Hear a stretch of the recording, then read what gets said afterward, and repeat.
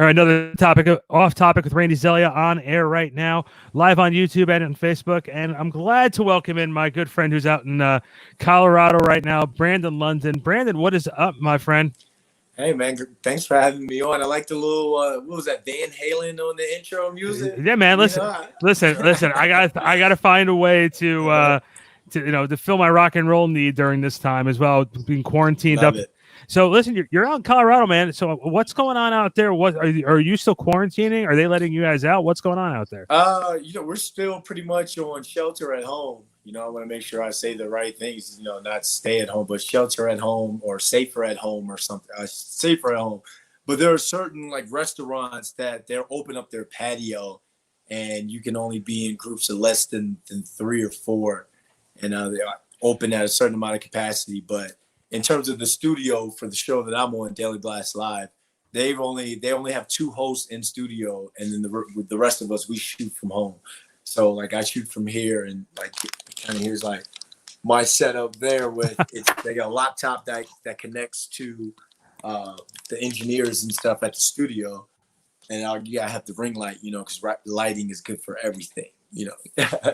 But it's just trying to get used to these new times, man. Honestly. Yeah, it's been so weird. This whole entire situation, especially out here. You obviously love and familiar with this area. You being around the Giants as much as you are. It's so difficult to not have the norm, like no OTAs, no training camp. Me being a sports guy, love being around that atmosphere. It's been very, very, very difficult being sheltered, and not only that, but I'm home with the kids too. So that's the hard part, doing the homeschooling and everything else like that. It's been very, very, very difficult. For you. I mean, you just see how sports is a getaway for all of us. It's a source of entertainment. It's entertainment that it brings. When sports is used correctly, you see how it's a source of entertainment that brings us all together, and it's kind of an escape from everything that's going on as well. You being the media aspect of it, like you said, you're used to being in the facility, and I'm just seeing you at Quest, and I'm used to being in the Giants cafeteria getting the chicken noodle soup all the time, but hanging out with Paul Dottino and Madeline Burke and those and the other Giants TV hosts, so we're all just used to that. Sports on the norm, and the fans are used to being there to look at your Instagram to see what's going on behind the scenes with the Giant, and it's just it's so weird not having that for everyone. Well, I think for you too, because your role is so different compared to Madeline's and everybody else's. You're coming in from Colorado. You're basically there for like 2 days and you head back. What's that like for you as far as experience, as far as travel? And explain to everybody the difficulty that is at times, because you're like on that minute by minute schedule. And then if you go over, it changes everything. I don't even want to call it difficult, Randy, because it doesn't, it's a blessing, it just comes with being able to make certain things happen, but I know what you mean by like difficult in terms of like travel schedule. So I'll shoot Daily Blast Live Monday through Friday. I'm on the 10:30, this is Mountain Time, 10:30 show here. I shoot a show at 11:30, and then I'm part of the digital aspect of the 12 o'clock show, and I hang around for the other shows. We shoot 2 other shows after that, and then I have a break, and then I come back at 4:45. We have another meeting for another show that we shoot at 5:30 p.m. And I'm done at 6 p.m. on Fridays. So I'll either fly out that night, take the red eye, and go do like go do something for the Giants. Or Saturdays, I started doing some sideline reporting for Nesson and Flow Sports, for UMass games, and that's part of my journey. And then I would rent a car, because I take the red eye into Boston, rent a car, drive out to Amherst, and sometimes just shower at a Planet Fitness, because I have a Planet Fitness card. And I'll shower, put my suit on, do the game, and then drive down to New York to do the Giants game the following day. I fly out Monday morning, first flight out of Newark, and then I get into Denver and take a Uber straight to the studio, take a shower there, and then go straight up to hair and makeup to get ready for Monday through Friday with Daily Blast Live. But it's not difficult. It's so much fun, man, because of what I get to do. So you just take the bad or the inconvenience with the great moments, and it just the great moments overshadow it by far. Well, and that's what you said. Like that's what we always say. I joked around saying when I was hyping the show, saying my buddy Brandon Lennon likes to grind it out because that's basically what you're doing. You Yeah, Emery Hunt, who's a good friend of ours, yeah, Emery is like the king of grinding it out. He pretty much lives in his car and goes from place to place just to call yeah, football games. yeah. Where did you develop as far as your want to be still in the entertainment business, not in the sports industry, but in the entertainment industry? When did that feeling come out for you? Well, I've always had it. My mother is a writer, producer, director. She lives in Atlanta and she does stage plays. So I've always had it because growing up, she's writing and, she encouraged me to want to get into doing acting and that sort of thing. But because of who my father is, Mike London, head football coach for the University of William & Mary right now. I had a football in my hand at all times, so I got the football grind, the football flashiness, and the work ethic and the accountability aspect of that, from my father and all, but then from my mother, the creative side, the creative side of me. I was never really good at playing instruments or anything, but I always thought that I wanted to do something with TV. So once I knew that I got like a taste during my off seasons playing in Canada. I knew I was going to have a job after playing, finishing my career in Canada. And also I started taking classes at Montreal School of Performing Arts, just to get myself into it. And this was like 3-4 years before I had even retired. Then I started moving out to LA and New York and started trying to do stuff off the scenes. I mean, like do extra work and just get on the scene, just get in that life. And I just knew I wanted to do that. The production, the lights and all, I was hooked. So I just took the work ethic from the sports aspect of it and put that into learning teleprompter and learning how to read teleprompter and speak to the audience while you have a producer in your ear and counting you down and you're trying to rap, that sort of thing. You need reps at that. So I just attacked it like getting better at football, just get reps. I remember when we were at the media panel at Ramapo College. You were generous enough to come up and hang out with us and be on stage. And I remember I was talking with the kids a couple days later, and one of the things they said was, "You were so animated and you were so motivating because of how passionate you were about it." And one of the comments you made was, "If you don't have the passion, don't waste the time." You don't waste your time, man. Like if you're not willing to be like Emery Hunt and like you said, live in the car and go to the Canadian Senior Bowl and then the Senior Bowl for NCAA, and then drive to a HBCU game and then go into a Monmouth game, and Emery, or your hustle and all, and the people who you don't see on the ESPNs and all. If you don't want to grind that, or you don't want to grind like those people did, then there's no point. If you're just doing it for the flash of it, then there's no point in you being in the game, because it's hard to get. It's so hard to get to the Stephen A. Smiths or the Jesse Palmers and all. So while you're grinding that out to get there, you better enjoy the having 100 followers to growing into 1,000 followers to now you have 20,000 subscribed to your page, and now you're starting to get ad endorsements and all. If you don't love that early, not even the early part, if you don't love the grind of the entire marathon, then it's this industry is not for you at all. We were lucky enough to meet years ago at Giants training camp. I actually remember the conversation. Our first conversation was about you were talking about Madden. I overheard you talking about Madden, and I said I was like, we should have a Madden tournament, and just like as a fundraiser, the guys would be into it, and it never really came to fruition. But like you being a former player and having a relationship with the current roster and the players. The video game world is like crazy with Madden. Obviously, people who are quarantined right now are probably getting a lot. Their Madden fixing. For you being around these guys, how much of that is like true or stereotype? I know John Jalapeno and I joked around about Madden a little bit, but like, first off, are you a Madden guy? And how much of the league do you think are really Madden guys? I mean, at least 85%, because if you're in the league, you're in the game. Like the 2 years I was in Madden when I played with the Dolphins, I was at 90 speed, and then the next year they made me at 88 speed.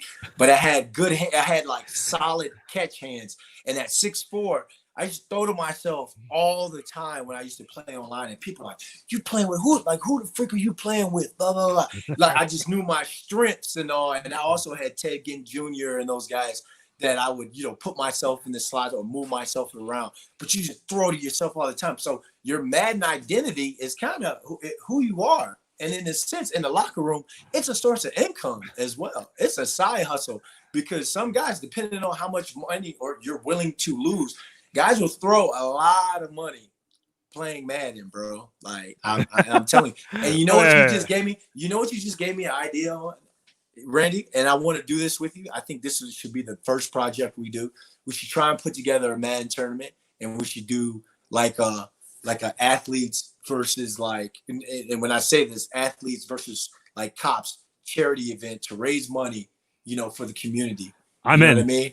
I'm absolutely in. Bring that together and use Madden to do that because esports is a huge thing.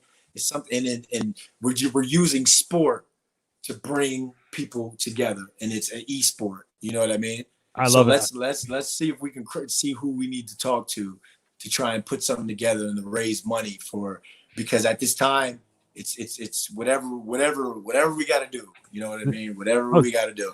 I think it's a great idea, and I think it'd be not only helping a great cause, but it'll also be a lot of fun. And you've been to plenty of charity events where you've gone to where you have not, you're there just to be there and make the appearance.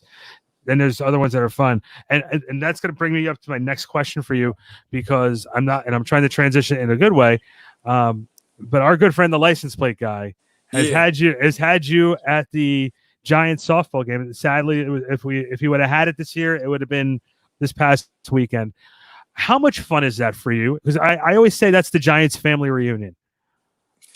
Oh man, it's fun isn't even a word, man. Like, and the thing is, I kind of like force my way to be like with one of the MCs too, because I wanted to do it, and I understand. Like I was on the practice squad when I won the Super Bowl with the Giants, so there's like yes, I wasn't on the team per se, but to those guys, B. London was around that entire time. I was there, Randy Moss, I was there, Terrell Owens, Donald Driver, Joey Galloway throughout the playoffs to get them ready, the DBs, ready for the games throughout the playoffs. So that's one thing I love about it because I get to see my teammates again. Like I really get to see those guys, and then you get the energy from the Giants fans that are coming out there, and maybe a drink or two. I don't know. And a microphone, and you just get to have a good time because it's everyone's having fun.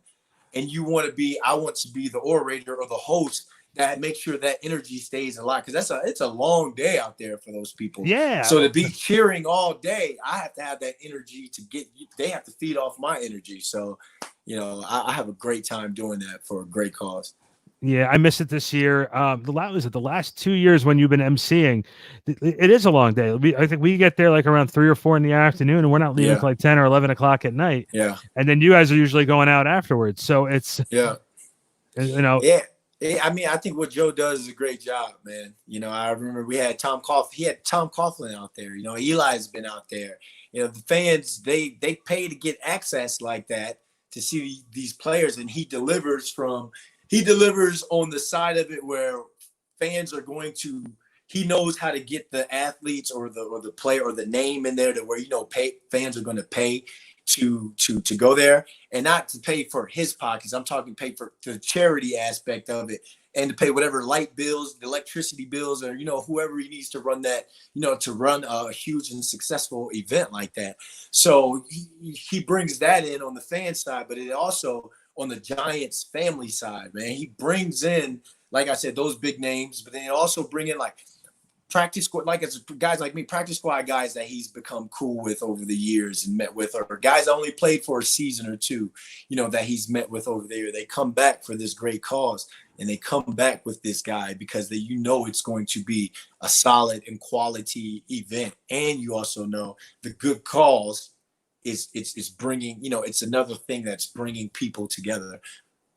And not only that, but if you're sitting in the first couple rows and you're under the age of 15, Brandon London makes you do push-ups. I Um, make you do push-ups. Absolutely. Absolutely. The kids got to get them strong, man. Too many participation trophies. Got to get the kids strong. Talk to me about this Giants team this year. What did you think from the last game of the year last year um, to where they are now? The moves we had Patty on yesterday, and we talked about Shermer's departure into Joe Judge. Let's start with Joe Judge. What was your initial reaction to him coming aboard and I guess the statement the culture he's trying to build with this franchise? At first, because I didn't know who he was. So at first you're like, oh, like who? And then you go and you do your research on, who the Giants just hired, and you hear some good things from him from a lot of notable and coaches and a lot of coaches with prestige. So you really want to see, like, is this new life? Is this new fire in this Giants building and Quest Diagnostics that's going to get the team back to winning and winning consistently, because the fans, they definitely deserve that, so you just like, yeah, you kind of are like, you want to wait and see what he's done over the years, how it translates into being, a first time head coach and stuff. So I'm anxious. A lot of the players that I've talked to already through the Giants IG live streams that me and Madeline Burke have been doing over the last couple of weeks. You ask them what's it like, and what's Coach Judge like on the Zoom meetings, and what's the culture of the team. What do you think he's going to preach to be the culture of the team? And I mean, I know it's early and it's a live stream, but there's certain things you can hear within not their PC answers. There's certain truth within their answers where it's like, all right, that was probably a good morning meeting they had as a team. The coach probably said some cool stuff, or some stuff that the players were like, you know what, maybe we haven't had this in the organization for a bit. I like what this guy said. Again, it's early and you want to wait till the football gets going and all, we're on pause. But it's just one of those things where it's just, so far it's everything you want to hear right now. So far, so good. So, I mean, let's see hopefully we can get some football going so we can see how it all goes. The next thing that happened during the offseason was Eli Manning officially retiring. Mm-hmm. Wanted to get your take on this one because, as you guys like to call him, you guys know 10 pretty well. Yeah. Eli, all class all the time. You couldn't ask for anything more. He's always treated the media with respect. And what I liked about him, and it's something that I in Josh Allen in Buffalo, I see a little bit of Eli in him. And one of the things I always enjoyed about Eli was his mental toughness. On how he didn't matter what the media was saying. It didn't matter what the fans were saying. If he had an interception, he let it go. It didn't get too much in his head, and he just came right back out there and just played. And that's a mark of a mentally strong guy you want to have on your team. What was your relationship with Eli Manning like? What was it like for you to see him have to sort of ride off in the sunset this year, come back for those 2 games, and then eventually have that legendary retirement ceremony? I mean, his success was in his mental preparation, like during the week. So that's why he's one of those guys, the Derek Jeters, the Tom Brady's. You're one of those guys where you can have a bad moment and overcome a bad moment in a big situation, and that's what he's done numerous times throughout his career. And during my rookie year, like I said, being on the practice squad, when we used to meet at the Meadowlands, when we used to have our meetings and practices there at Meadowlands Stadium, I used to sit next to Eli in meetings when the receivers would be with quarterbacks, when we had Coach Gilbride as the OC, because Mike Sullivan was our receivers coach. We would meet together. Then the quarterbacks would leave and go to a room, and the receivers, we kept that little section because the Meadowlands, everything was small there, bro. It was like a New York City apartment. But just seeing, in college, this is my rookie year. In college, you're used to taking notes and stuff as a college football player, but then you're sitting next to an NFL quarterback and you're seeing with pencil or pen, whatever it is, just note after note on play after play after, situation after situation, in a sense, and you can just tell that's one of those guys who they play the game over and over in their head. They play situations and stuff over and over. in their head before that moment comes. So as you have a bad moment, yeah, you see him maybe get on him or get on himself or whatever, but you've seen him overcome some bad moments at big times. And it's like I said, it's because of mental preparation. Yeah, and not only that, but I think, like you said before, he was just one of those guys, and he was reliable, and they're going to miss him this year. But I also think there's a lot of pressure now off of Daniel Jones. I think there's probably a little bit of uncomfortableness knowing that you have one of the greatest Giants players right over your shoulder. You're taking his spot. That was a real tough for him. I don't think so though, Randy. Like, why should that be? I think that's a media created pressure, like, or overhype when it comes to fans, because it's like, okay, I get who I have to replace, and I probably had that guy on my wall since I was a kid, but I'm a baller too now. You haven't even seen my legacy. You know what I mean? That's a mindset a lot of these guys have coming in. That's Aaron Rodgers, Tom Brady. It's a mindset you have where it's like, I get who this person is, but wait till y'all see what I can do. It just so happens this is the quarterback that's handing you the keys to a franchise and to an organization. I want people to start thinking of it on that end, because Eli's nothing but he's nothing but a professional. He's going to be a professional with that kid. That's why you saw a video with him at what's the place called in Hoboken where they were playing the beer pong or whatever. Okay, yeah, I saw that video. That was actually Green Rock. Yeah. I've been there a million times. Green Rock. But that's why you see videos like that. So if something like that leaked out with a private guy like Eli when it comes to social life and stuff, how they've hung out bunch of times. They've had conversations, man-to-man conversations bigger than just football sometimes, Randy. Like, fans and people got to think of it on some man-to-man stuff sometimes, Oh yeah, well that's the thing, like from a locker room perspective and like a social perspective. What people, this is something that we were talking about yesterday and a lot during in the media room is, I'm not saying he was uncomfortable, but just you could tell from Eli wanted to play. Eli wanted to play, and you can see it was a little uncomfortable for him throughout the rest of the year. He got those 2 starts. You want to see him go out on a high note, and he got to go out on a high note. He got that win against Miami. He played very well against Philadelphia on Monday Night Football in that loss. And that press conference is a hero's goodbye. Yeah. That's that not everyone gets the Michael Strahan win the Super Bowl ride off in the sunset, the Derek Jeter last at bat. Not everyone gets those. They don't get to end it. We don't get to really pick and choose sometimes how the game is going to end, and wanting the game to end on our terms. In a sense, like Jerry Rice went through up and down towards the end of his career.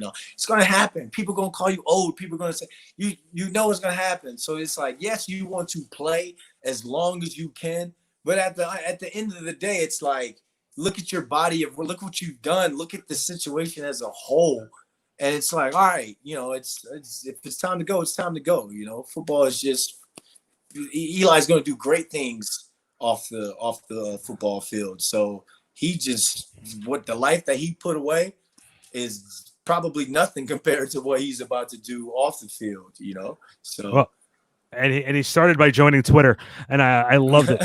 And he shut the internet down just like that in a social media world, in a digital world.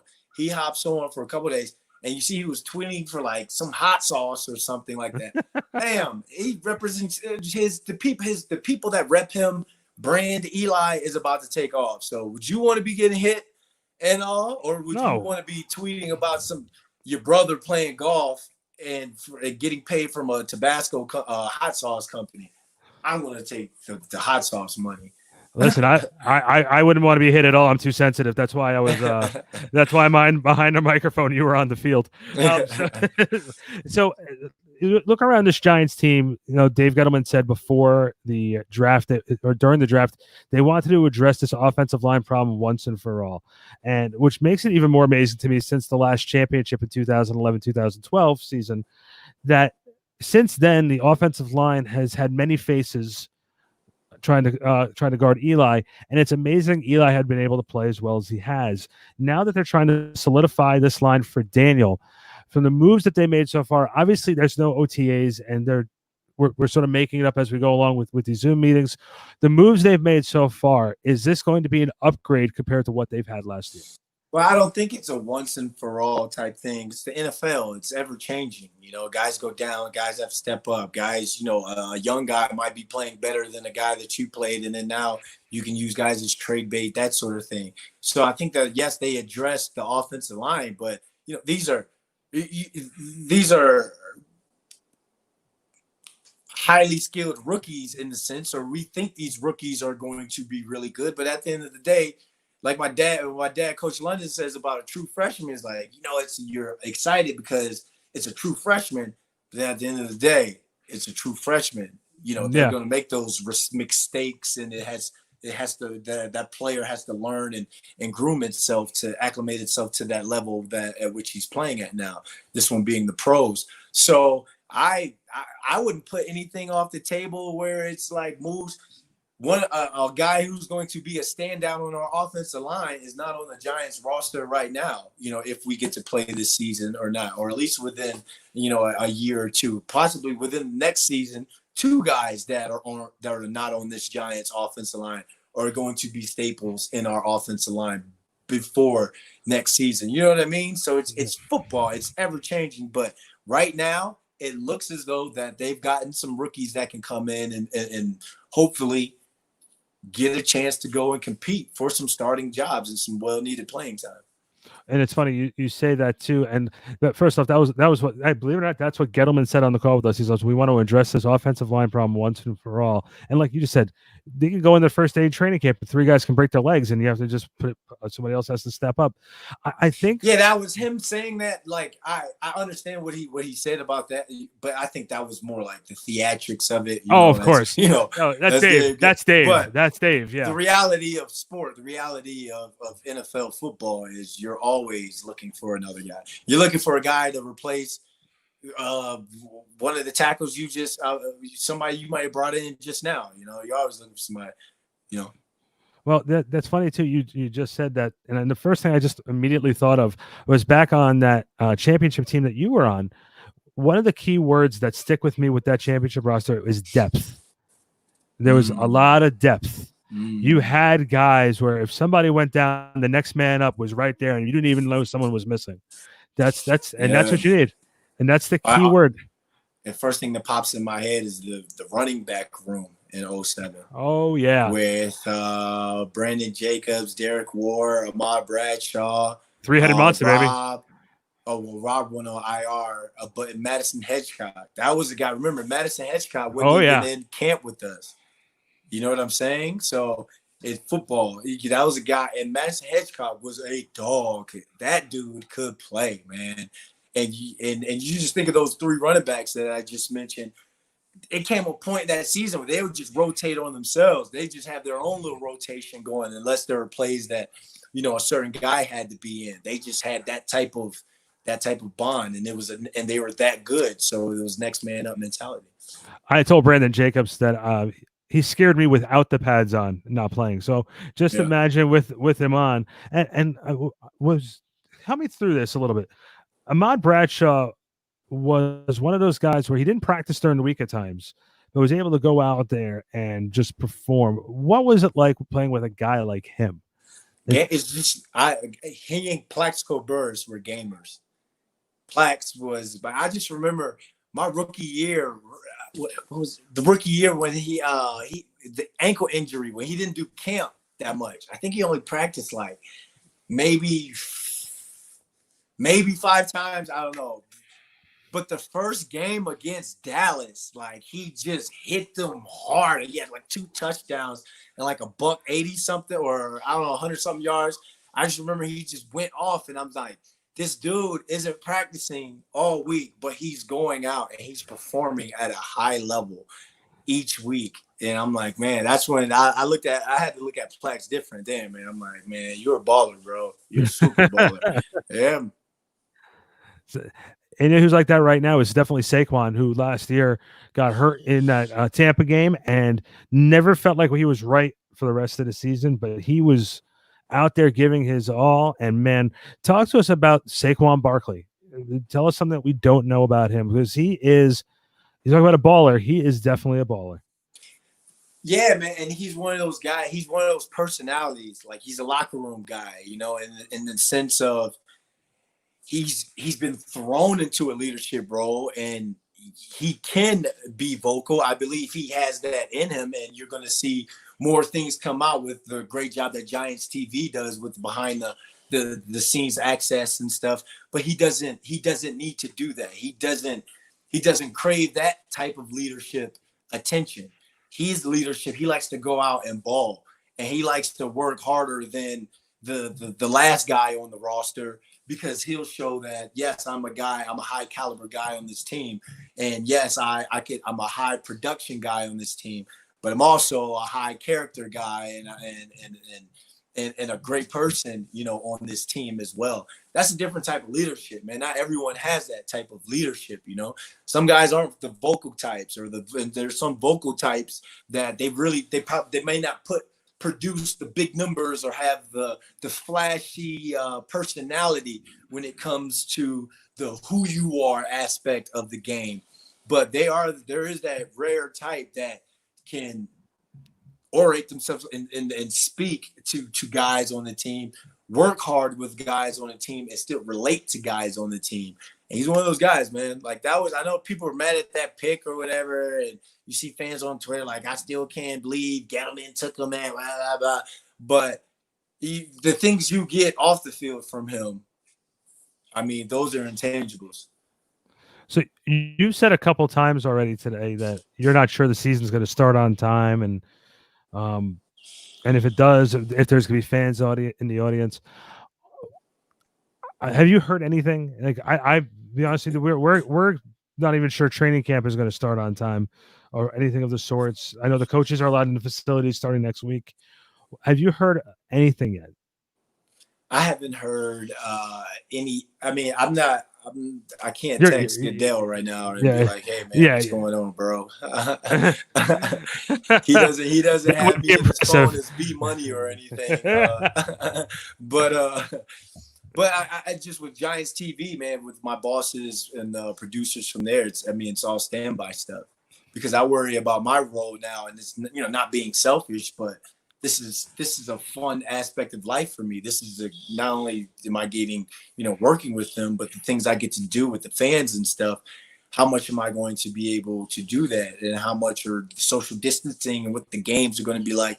No one really knows right now, man. Like, all those conversations, I believe, are having, those are ever going conversations right now as we continue to try and figure this thing out. So I speak like that, and I'm saying it like that because it's a thing of, I'm just putting myself in that mood, that it's like, it may not happen, instead of me going expecting it to happen, and and then everyone getting a bombshell dropped on them. But I think maybe, like, you push training camp back for a bit while we figure it all out. Maybe the season doesn't start till late September, October, that sort of thing, while we're still developing, because there's a whole medicinal side of it that football can't control, But then at the same time, if these people are at the Ozarks partying and people are at barbecues and hanging out and we're protesting, then people would go and watch a football game as well, They would sit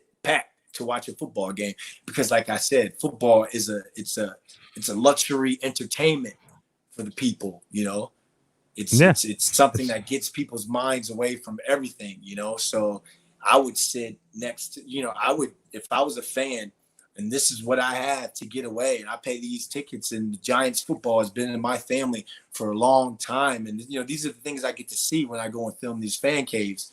You're like asking people about some of the memorabilia in their houses, and like, oh yeah, this seat was from when they played at Yale, when the Giants played at Yale. My grandfather snuck it out and he gave it to my dad, and he died on it. When he died, he gave it to me. You hearing stories like that, you're like, You know, you're looking at a seat like you at first you look like, man, who stole a seat from the stands? But then you hear the story behind it. I'm like, yo, your grandfather was awesome. Way to keep that in the family. You know what I mean? Like, it's sports, man. Sports, man. It's crazy how sports can kind of bring us together and all. And I think we need that.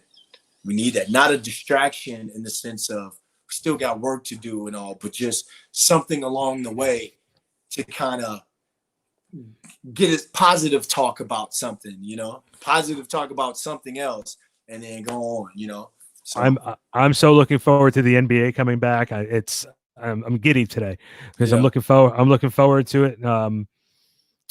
We had we're having some big guests on this show as far as the NBA is concerned. The next week or so, we just had Coach Larry Brown. We just had Coach Larry Brown this morning, and Larry says it was like, I can't wait for it to come back. He wants to see how this whole thing pans out. I'm hoping, me personally, I'm going on the record saying the Clippers are my choice to walk away. Yeah. I think the reasoning why is they seem to have, from position to position, they have guys who know what their role are. Kawhi and Paul George are not regular season guys, but they have to sort of merge together now to make sure that it's going to work for them. But they have the right coach who has the experience of winning a championship. Kawhi is a big game player. Paul George is a big game player. Lou Williams can score off the bench. They have a nice squad. Is Paul George a big game player? Well, let me put it this way. He has to be a decent player for the first 3 quarters, and then you're going to sit back and just give the ball to Kawhi. Can I? Is Paul George? Because I was someone at work. We were having this conversation. Is Paul George a star or a superstar? You want my honest opinion? He's a star. He's a star making superstar money, but since you're making superstar money, you have to be put in that conversation. Look, he was an all-star for years. He was the main focus of Indiana's offense for years. He played pretty well up until he hurt his shoulder in Oklahoma City, and and he didn't come into the Clippers right away. He was recovering from a surgery and eventually got in there. He was playing well. The chemistry between Kawhi and Paul was finally picking up right before we ended up stop playing. Yeah. Okay. Yeah. Because I need him. And before I put him in superstar category, I need to see him in the finals first. I want to see his production in the finals before I can. And my friends will call me you're a hater, right? I'm like, no, I'm not hating on this man because I think he's a phenomenal player. He's really good at what he does. But in order for me to put people in like superstar categories and all, that's it's the finals is what I judge people on and what they do. Well, let me take Judge out of that. You know what I'm saying? But I just want to, I'm gonna officially put him in that superstar category when I see what he does in the finals. So if the Clippers go to the finals, this could be a year. Well, same thing with Anthony Davis. Anthony Davis plays very, very well right now. He has 25, 30-point games, but until he shows he can do something on the big stage, it's still LeBron's team. I want to see that, yeah. And there's one guy on the Lakers who does not get the respect that he deserves from what he has done throughout his career, who because he has the experience. People may not like his attitude, but he has the experience, and that's Rajon Rondo. And Rondo plays on that Laker team. That experience is what's going to get him on the floor as they go, out there in the playoffs, longer in the playoffs. If you're a coach, you want to have a guy who's been out there, who's hit shots in that situation. And just think, he's gotten to rest those bones too, man. Like because of this COVID thing, like a lot of these guys are able to get healthy, and I mean, I can't wait to see some NBA basketball, man. And I will make one more thing just with the Eastern Conference. We broke it down yesterday. I still think it's Milwaukee and everybody else. Someone made a comment to me about the Sixers. I said, if you're going to play as a team, you have to like each other. The Philadelphia 76ers are teammates that can't even stand each other. So, yeah. So, but Brandon, man, listen, I appreciate it. I love that Madden idea. We will talk about it at the next opportunity we can. I really appreciate you giving me some time. Let's plug. Let's do it. Let's let everybody know where they can find you. At Brandon London TV and at Daily Blast Live is the show that I am on. You guys can, if you don't, it's in 66 cities nationwide, but If you don't have it, it's on YouTube, Facebook Watch, all the streaming platforms as well. You guys should check it out. Great show. And I mean, thanks, Randy, for having me on, man. Like, this was a great conversation, man. Just good to just get my mind and just talk to someone that I've met over the years and stuff, just about, everything that, just everything in general, man. I appreciate you having me on. Listen, man, your kindness and your friendship means so much, and we, I do miss you. I'm used to seeing you at least 2 or 3 times during the off season, and when the season gets into full gear, where you're always used to just sitting there and joking around. I always laugh, and this is just something that I always laugh at, and I know you don't see it because you're always busy in the press box. I always like midway through the first quarter, you show up where we are, you sit right next to Emery, and I just watch you and Emery just sit there and laugh with each other. And for me, it just brings so much joy because I'm watching 2 guys who just love what they do, just enjoy it. And when you're able to be around people who like that, it becomes contagious. And I think, man. So that to me is something that I always admire about you and Emery, and obviously your relationship with everybody with the Giants and watching you guys, your work. I love being around you, Pat, Ed, Jason, all you guys. When I come over there, it's always love, man. It's always love, man. And you guys have all at some point told me or commented on my work, or what you've seen me do, and be like, hey, here's a minor tweak that you can help to elevate your game and such. So all of you have had some sort of part in me continuously like getting better and going and getting reps and stuff like that. So I mean, I owe a lot to you guys. Listen, I appreciate those kind words, and thank you for coming on, and we'll definitely talk soon, and hopefully we'll be seeing each other soon, man. Absolutely, man. All right, man. We'll definitely catch up. Thanks again for coming on. Take it easy, bro. You got it. The great Brandon London here on Off Topic. We really appreciate him jumping on the show here, talking with us. You can always find Off Topic at backsportspage.com. Follow us on Facebook, Twitter, and Instagram at backsportspage.com. Follow me at Randy BSP on Instagram and the Twitter. And we'll be back on Monday with some new, Sunday night with Emery Hunt from footballgameplan.com. I am taking Friday, Saturday off from being behind this microphone, but I will see you then this coming week. Again, backsportspage.com.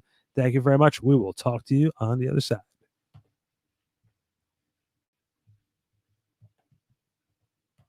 Now we will talk to you on the other side.